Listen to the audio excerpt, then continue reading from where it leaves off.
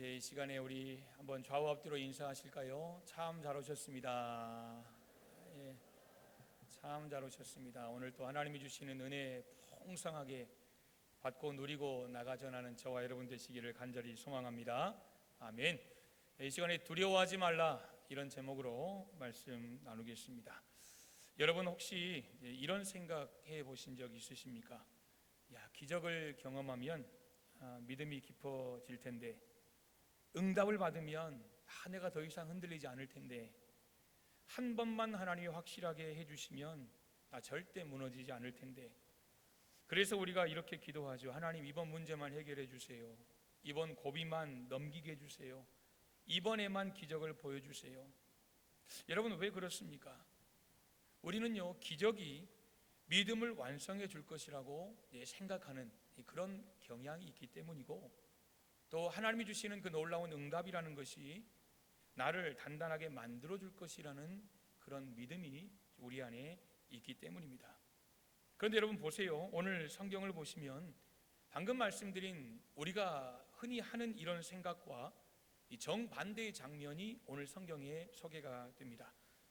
광야에서 5,000명을 배불리 먹였던 그 기적을 본 제자들이지요, 하늘의 능력을 자기 앞에서 펼쳐지는 그 장관, 이 광경을 경험한 이 제자들이지요, 그 놀라운 은혜의 한복판에 서 있었던 이 제자들이 기적을 받고 응답을 받았는데, 불과 지금 몇 시간 뒤, 오병이어가 끝나고 지금 몇 시간 지나지 않았거든요.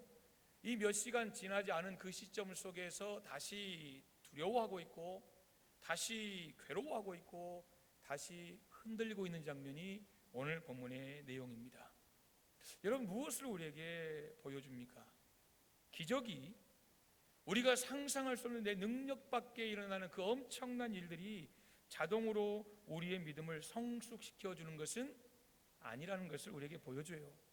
또 내가 그토록 간절히 기도했고 바랬던 그 기도의 응답이 자동으로 우리를 깊은 사람, 정말 깊이 있는 사람으로 만들어주는 것도 아니라는 것을 우리가 오늘 본문을 통해 알 수가 있습니다. 왜 그런지 아십니까? 여러분, 믿음이라는 것은 내 삶에서 문제가 사라질 때 내 안에 생기는 게 믿음이 아니에요. 문제가 사라질 때 내 안에 생기는 게 믿음이 아니라 하나님이 누구신가, 하나님을 내가 알 때 생기는 것이, 자라는 것이 바로 믿음이기 때문이에요. 오늘 본문은 바로 그 지점을 저와 여러분에게 묻고 있는 거예요. 너는 기적을 원하느냐?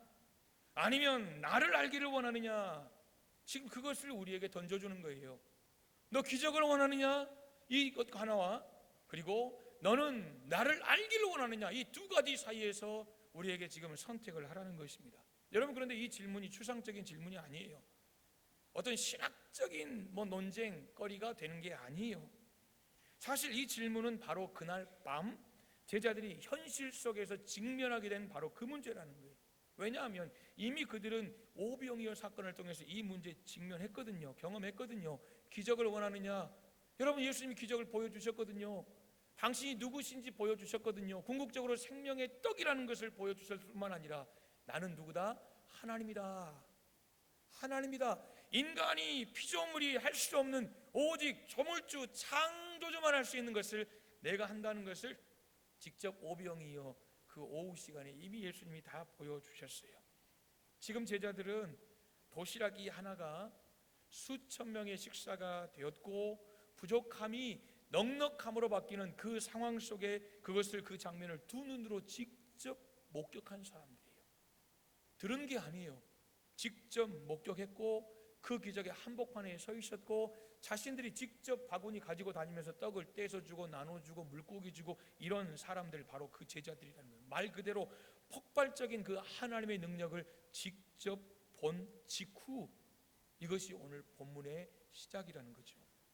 여러분, 그렇다면 오늘 본문은 제자들의 믿음이 더 단단해졌다, 더 하나님을 향한 신앙이 굳건해졌다, 어떤 시련에 와도 이제 흔들리지 않는다, 여러분, 이런 대목이 나와야 되지 않겠습니까? 그런데 오늘 성경은 전혀 다른 장면을 우리에게 보여주고 있어요. 본문을 잠깐 보실까요? 본문을 보시면 예수님이 오병이어 이제 기적하고 난 다음에 여러분 이제 제자들을 태워서 배에 먼저 보냈어요. 야, 너희들 먼저 가라. 그리고 혼자 남으셔서 무리들을 다 돌려보내시고 이제 산으로 올라가십니다. 뭐하러 가셨을까요? 기도하러 가셨겠죠. 기도하러 가셨습니다. 기도라는 것은 하나님과 나 사이의 관계가 기도죠. 사람과 나와의 기도가 아니에요. 그러니까 우리가 기도할 때, 물론 우리가 공동체 기도할 때는 우리가 좀 나름대로 지켜야 할 예의가 있지만, 하나님과 나 사이에 기도할 때는 여러분 아시지요? 오도방정을 들어도 괜찮아요. 방언도 괜찮고 소리 들어도 괜찮고 뭐 해도 다 괜찮습니다. 하나님 앞에서 내 마음껏, 이게 기도 아닙니까? 하나님과 나 사이에 하나님께 드리는 게 기도예요. 오늘 예수님께서 산으로 기도하러 가셨습니다. 그런데 보세요, 그 기도하러 올라가신 상황 속에서 지금 제자들이 어떤 상황에 직면했습니까? 바람이 거스름으로 제자들이 힘겹게 놓아졌다 그랬어요. 배를 타면 순풍이면 좋잖아요. 순풍, 내가 가는 방향으로 바람이 불어옵니다. 얼마나 좋아요. 노 한번 저으면 1m 갈 거 2m, 3m 쭉쭉 나가는 거예요. 그렇죠. 그래서 우리가 육상 경기 보면 뒷바람, 뒤에서 바람이 어느 정도 부느냐, 그래서 그 기록을 인정하기도 하고 인정 안 하기도 해요. 바람이 너무 세면 여러분 이 얼마나 민감합니까? 그러니까 기록이 아무리 좋아도 뒷바람이 세면 인정 안 하는 기록도 많아요. 순풍 여러분 그런 거예요. 가만히 있어서 그냥 쫙 밀어주는. 그런데 문제가 뭐냐? 순풍이 아니에요. 바람이 거스르는 거예요. 지금 역풍이 불었다는 거예요. 역풍이 불었어요. 제자들은 앞으로 나가고 싶은데 지금 안 나가는 거예요. 배가 힘겹게라는 말은 괴로웠다는 거예요. 고통 중에 있다라는 거예요. 그런데 보십시오, 그런 제자들의 상황, 오늘 광풍이 아니죠. 광풍이 아니에요. 여러분 광풍이 뭐예요? 이미 보셨잖아요. 한 번 불면 배가 확 뒤집혀지는 거예요. 그러니까 제자들이 막 죽을 그 순간이에요. 야, 나 죽겠다, 우리 죽었다. 여러분 배를 꽉 부여잡고, 이게 광풍이에요. 배가 뒤집힐 정도. 오늘 바람은 그런 바람이 아니에요. 그런데 문제는 뭐냐? 계속 거스르는 거예요. 역풍이죠. 오늘 바람은 광풍이 아니에요. 광풍이 뭡니까? 한 번에 몰아쳐요. 한 번에 그냥 확 몰아치고 끝나요. 그러나 여러분 역풍은 무엇입니까? 이거 사람 지치게 하는 거예요. 왜요?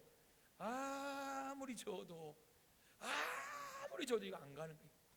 어떤 성도님이 이런 말을 해요. 목사님, 저는 큰 시련보다, 여러분 큰 시련이라는 것은 이제 끝났다, 야 살까먹이 없다, 이런 큰 시련보다 매일 내 삶에 반복되는 그 작은 버거움이 더 힘들대요. 하나님 뭔가를 주시잖아요. 어려움을 주시면 어떨 때는 욥처럼, 와 이거 도저히 내가 할 수 없다, 이거 내 그냥 모든 것을 탈탈 털어버리는 그런 큰 광풍도 있지만, 그러나 여러분 그런 광풍은 매일 우리에게 찾아오지 않아요. 우리에게 매일 찾아오는 게 뭐예요? 오늘 여러분 작은 버거움이에요. 이것은 헤쳐나갈 수 있다라는 거예요. 결국에는 어떻게 우여곡절 끝에 헤쳐나갔어요. 근데 문제는 여러분 버거워요. 큰 광풍 시련보다 내 삶에 매일 반복되는 작은 버거움이 더 힘들어요. 여러분 마음에 와닿는 고백이에요. 여러분 인생은 광풍보다 역풍이 더 힘들 때가 참 많습니다. 이미 지쳐 있거든요. 이미 버거워요. 그런데 조금만 더 가면 갈 것 같은데, 될 것 같은데 계속 거슬러 옵니다. 계속해서 순풍이 좀만 불어주면 마지막 도달할 것 같은데 계속해서 거슬러서 역풍이 불어온다는 거예요. 오늘 이것이 제자들이 겪고 있는 밤이에요. 그런데요, 사실 중요한 게 뭐냐면, 제자들이 지금 이 역풍을 만나고 바람이 거스르고 그래서 힘들고 힘겹게 노졌고, 이게 중요한 게 아니라, 중요한 게 뭐냐면 예수님은 산 위에서 그들을 보고 계셨다는 거예요. 할렐루야. 여러분 예수님이 기도하러 가셨거든요. 기도하러 가셨는데 하나님께만 집중한 게 아니라 지금 예수님의 관심은 어디 있어요? 제자들에게 있어요. 기도하시지만 예수님의 마음은 제자들을 위한 것, 예수님의 기도도 제자들을 위한 것. 여러분 그거 아니에요? 자신을 위한 기도 없어요. 이 잔 나는 마시고 싶지 않지만 이 잔을 내게서 옮겨주세요, 이렇게 기도하시지만, 그러나 이것이 아버지의 뜻이라면 아버지 뜻이 뭔데요? 너 죽어, 너 십자가에서 물과 피를 다 쏟아, 네 살을 찢어, 가슴 혈류관 쏘, 피 흘려야 돼, 그래야 죄들이 살아. 여러분 이거 아니에요. 그 결국 예수님께서 하나님을 보시고 하나님을 향하여 드리는 모든 기도의 내용조차 결국 다 우리를 위한, 여러분 제자들을 위한 기도라는 거죠. 오늘 예수님은 기도하러 산에 가셨지만 제자들을 보고 계셨어요. 성경이 그랬잖아요. 보고 계셨다고. 그래서 오셨거든요. 여러분 이게 참 신학적으로 중요한 메시지를 주는 거예요. 왜냐하면 우리가 하나님을 못 본다고 할지라도 하나님이 우리를 못 보시는 게 아니라는 거예요. 믿으십니까?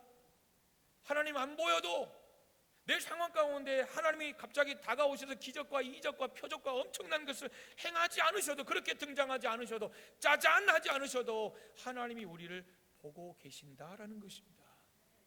우리가 느끼지 못한다고 하나님이 일하지 않으시는 것이 아니라는 거예요. 하나님 여전히 우리를 보고 계신 줄 믿습니다. 여러분 그러므로 이 시간 집중하셔야 돼요. 물론 제가 다 보여요. 여러분 뭐 하시는지. 하나님은 더 정확하게 보세요. 지금 무슨 내용을 보고 있는지도 다 보세요. 누구가 지금 문자하고 있는지 다 보고 계세요.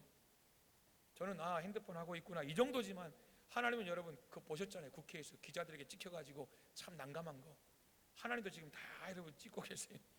하나님 보고 계세요. 그리고 하나님은 일하고 계세요.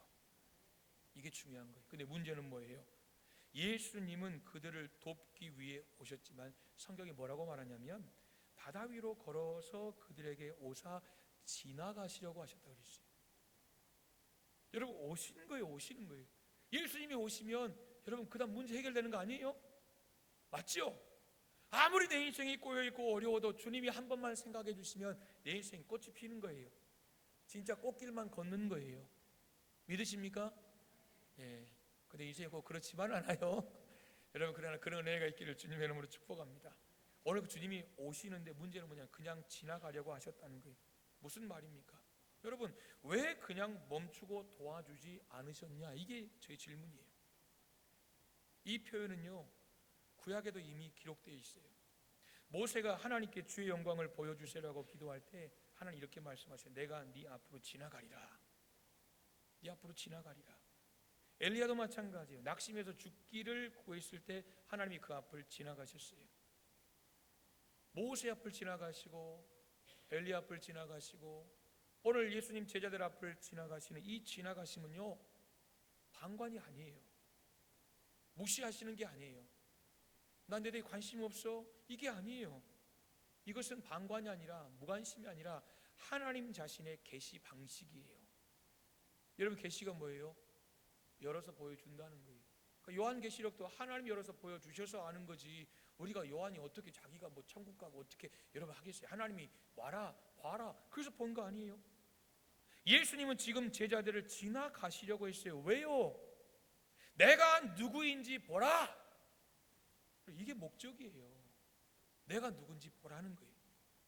이것은요 그들의 문제를 당장 해결하는 것이 아니라 그들의 신앙을 성숙시키는 것이 목적이라는 거예요. 예수님에게 주어진 시간이 몇 년이죠 여러분? 지금 남은 시간을 그냥 딱 잘라서 몇 년이에요? 이제 3년이에요 3년. 지금 그랬잖아요. 사역을 시작하시고 길게 3년이라는 거예요. 이 3년 동안 지금 예수님이 이 땅에서 하실 것을 다 하셔야 돼요. 여러분 3년이 길어요 짧아요?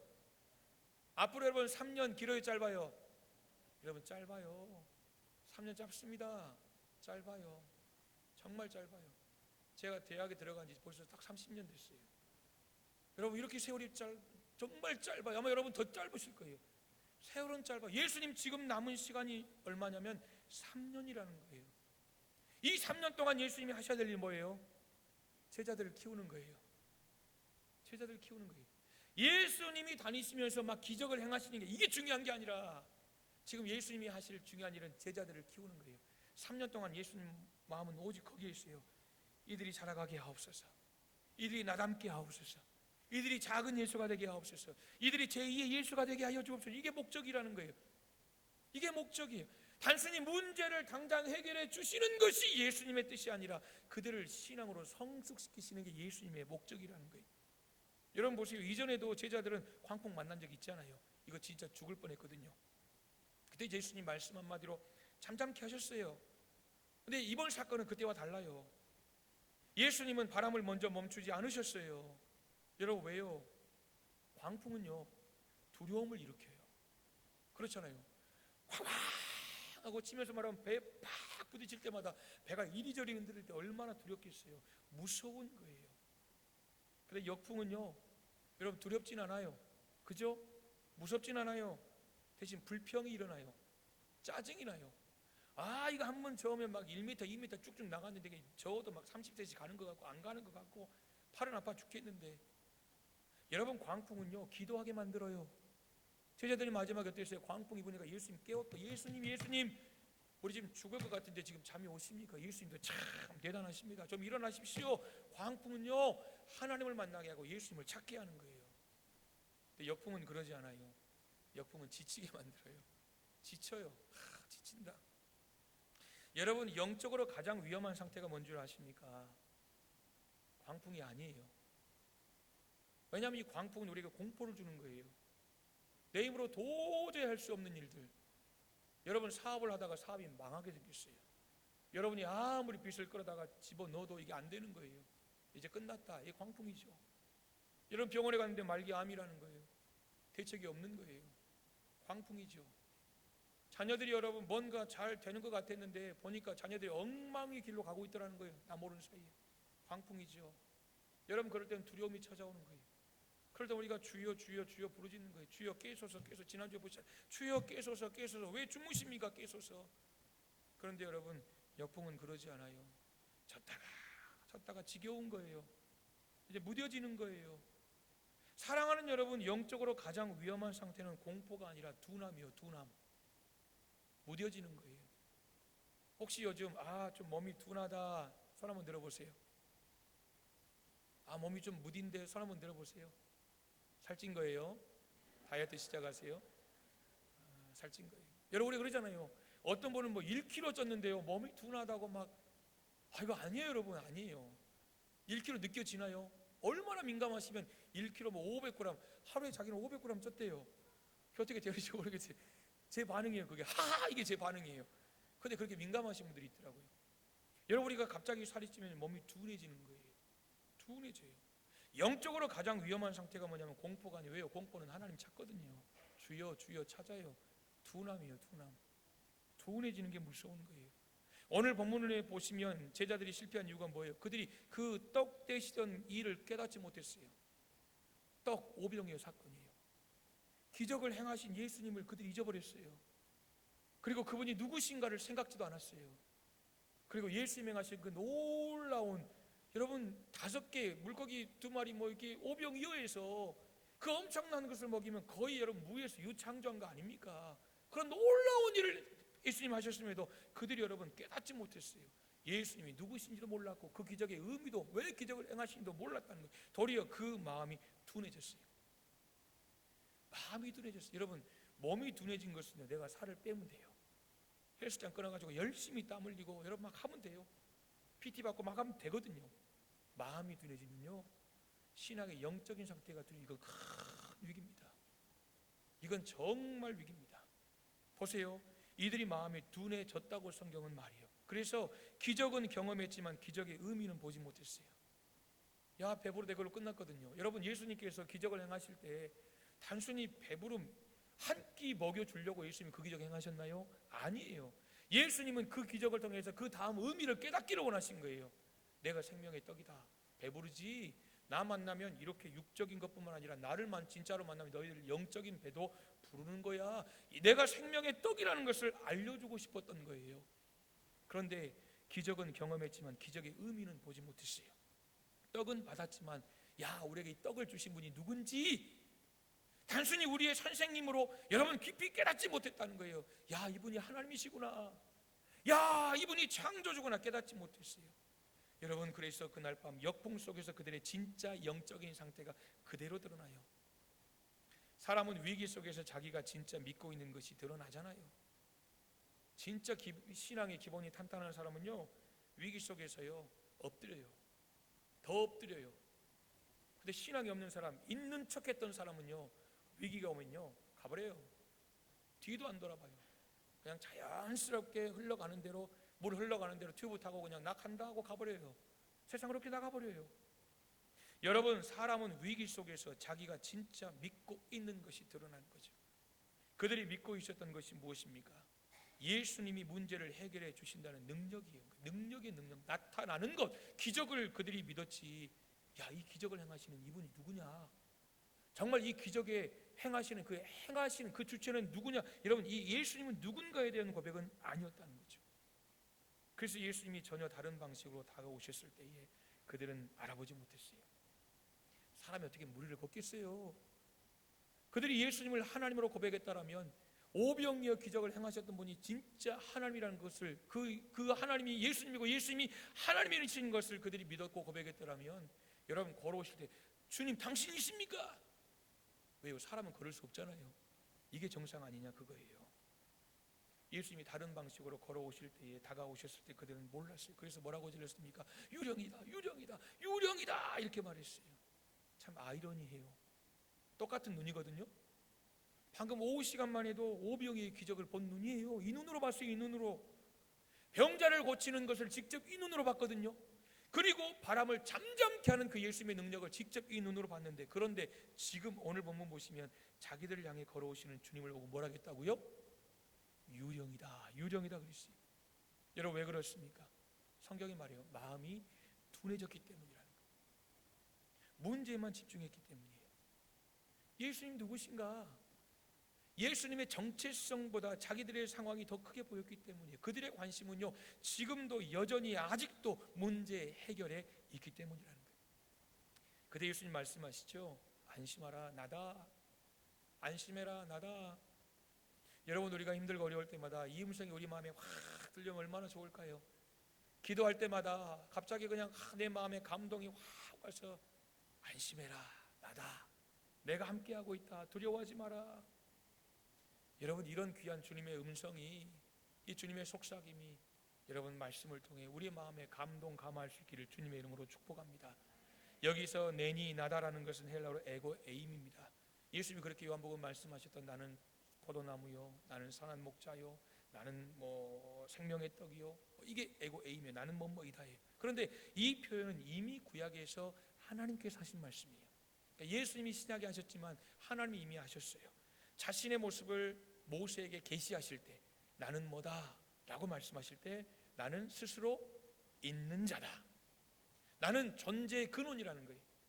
너희는 내가 만들었지만, 너희는 피조물이지만 나는 창조주라는 거예요. 나는 모든 생명, 모든 존재의 근원이다. 결국 여호와다. 나는 여호와 하나님이다 라고 말할 때 이미 구약에서도 하나님이 이렇게 말씀을 하셨다는 거죠.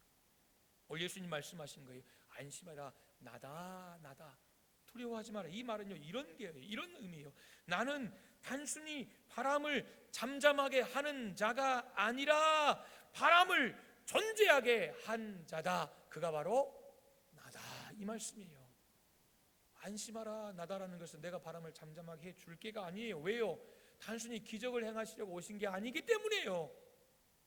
내가 누군지를 지금 제자들에게 계속해서 보여주고 싶으신 거거든요. 그래서 마태복음 16장 16절을 보시면 베드로가 고백하잖아요. 쭉 이야기 들어보시면, 주는 그리스도시요 살아계신 하나님의 아들이십니다. 이렇게 고백할 때 와! 다 박수! 이렇게 하셨다는 거예요. 예. 왜요? 베드로가 드디어 고백했거든요. 와, 이분이 하나님의 아들이시구나. 왜요? 3년 동안 지금 예수님이 그것 제자들에게 가르치시고 훈련하시고 그걸 심어주시려고 예수님이 계속해서 기적을 보이시고 함께 먹고 함께 자고 때로는 야단도 치시고 교훈도 하시고 그러신 거 아닙니까? 지금 예수님께서의 그 이야기예요. 단순히 그들을 위로하시는 게 아니에요. 자신의 정체성에 관한 선언이에요. 안심하라, 나다라는 것은, 야, 내가 기적을 이렇게 보여서 이거 잔잔하게 또 너희들 편안하게 이런 게 아니라, 내가 이 바다도 이 바람도 이 파도도 존재하게 만든 자가 나라는 것을 예수님 지금 말씀하십니다. 문제를 해결해 주겠다는 약속 이전에 자신이 누구신지를 나타내는 것이 바로 오늘 예수님의 말씀이라는 거예요. 여러분, 그렇다면 여기서 한 가지 질문이 생겨요. 그게 뭐냐면, 그분이 창조주시라면, 그분이 바람 위를 물결 위를 걸으시는 분이시라면, 바람을 뚫고 오시는 분이라면 처음부터 바람을 멈추시지, 왜 제자들이 그렇게 오래 힘겹게 노를 젓도록 그냥 두실까? 여러분 능력이 없었을까요? 아니면 관심이 없었을까요? 둘 다 아니에요. 그렇다면 남은 건 하나예요. 뭐냐면 그 밤은 단순히 제자들을 출애굽하는 밤이 아니에요. 구출의 밤이 아니라는 거예요. 풍랑에서 그들을 건져주는, 여러분 바람에서 고생하는 그들을 건져주는 그런 밤이 아니라는 거예요. 성장의 밤이라는 거예요. 할렐루야. 성숙의 밤이라는 거예요. 깨달아야 삶은 성장하는 거예요. 그렇죠? 깨달아야 성장하는 거예요. 여러분 보세요. 우리가 자녀를 키울 때 여러분 다 그렇게 키우셨잖아요. 야, 자녀들 키울 때 제일 난감할 때가 뭐냐, 마트 가서 뭐 사달라 그럴 때. 그럴 때 여러분 진짜 이거 버리고 올 수도 없고 이거 그냥 주울 수도 없고 난감하잖아요.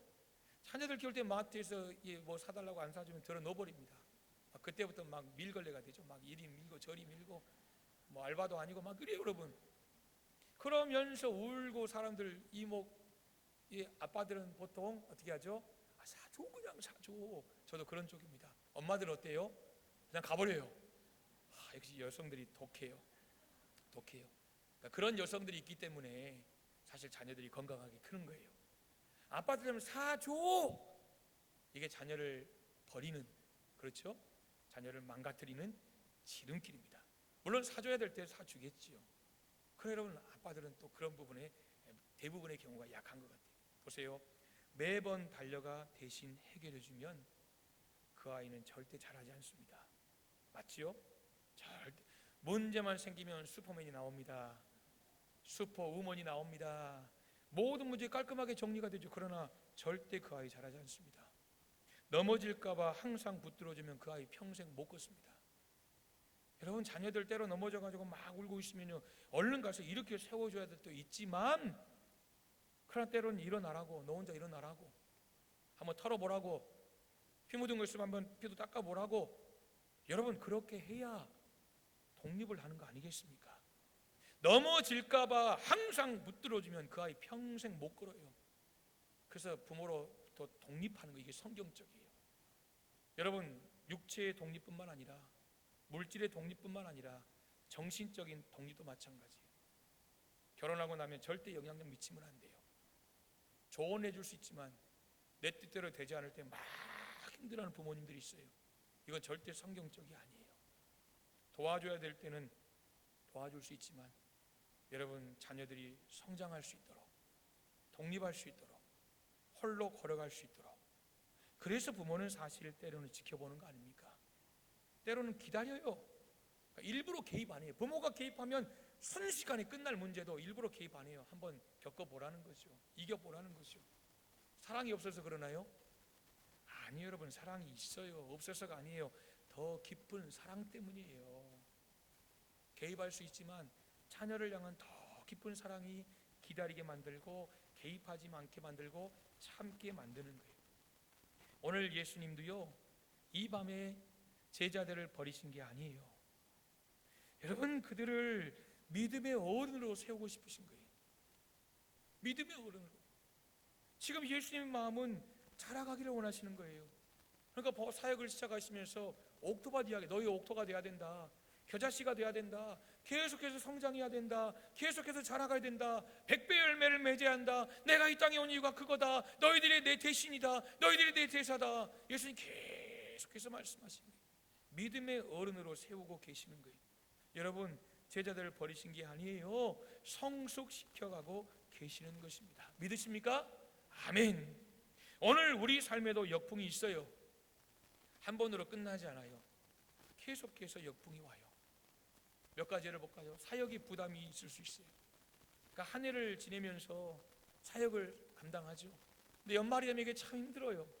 그래서 연말 때쯤 되면 사역을 감당하기 어렵습니다. 그러면서 기도하죠. 우리 그리스도이니까 기도하면 또 하나님 마음을 주세요. 힘든데, 그리고 또 사역을 감당해요. 그리고 한 해 동안 또 여러 가지 어려움도 있고 하나님 힘들어요. 그래도 감당해요. 이것이 여러분 우리 속에 계속 가요. 계속 사역에 부담이 있어요. 가정에 책임이 있어요. 여러분 자녀들 언제까지 책임져요? 죽을 때까지 책임지는 게 부모죠. 여기서 책임이라는 것은 기도의 책임을 말하는 거예요. 자녀를 향한 기도의 책임.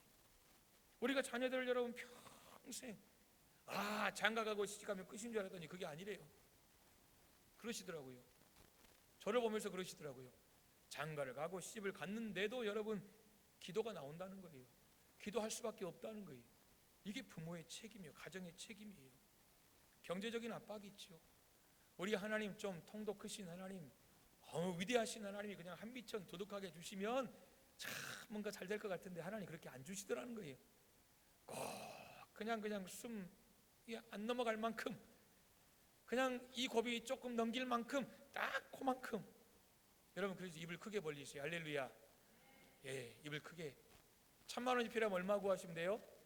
와, 돈 있는 분들은 1억 구해요. 돈 있는 분들 왜 있으니까 얼마 구해야 돼요?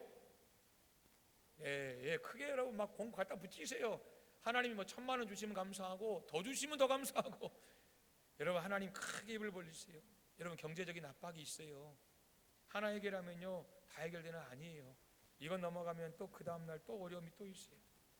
교회 안에서의 관계 부담이 있어요. 참 잘해보려고 하는데 잘 안 될 때 있잖아요.